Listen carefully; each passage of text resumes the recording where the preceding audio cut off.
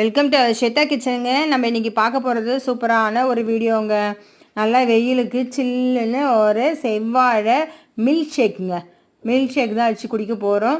வெயில் வந்ததுக்கு நல்லா சூப்பரான ஒரு மில்க் ஷேக்குங்க. வீட்டிலே போட்டு குடித்தோம். வெளியில் போட்டு குடிக்கிறதோட வெளியில் வாங்கி குடிக்கணும். நம்ம வீட்டிலே போட்டு குடித்தாக்கா பியூராக கிடைக்கும் இல்லைங்களா? அதனால தான் 2 செவ்வாழை போட்டு 2 ஸ்பூன் சர்க்கரை போட்டு அடித்து பால் கொஞ்சம் ஊற்றி மெம்பர்ஸ் தகுந்த மாதிரி 1 டம்ளரோ 1/2 டம்ளரோ பால் ஊற்றி நல்லா மிக்சியில் போட்டு நான் இதில் அடித்தேங்க.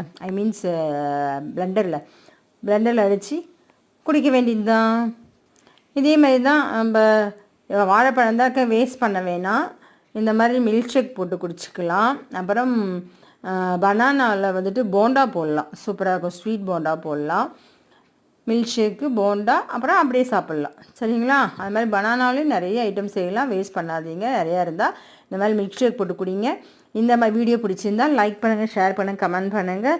ஸ்வேதா கிச்சனுக்கு சப்ஸ்கிரைப் பண்ணுங்கள் ஃப்ரெண்ட்ஸ். செம்ம டேஸ்ட்டாக இருந்தது ஃப்ரெண்ட்ஸ். நீங்களும் இதே மாதிரி போட்டு குடிங்க. பாய்.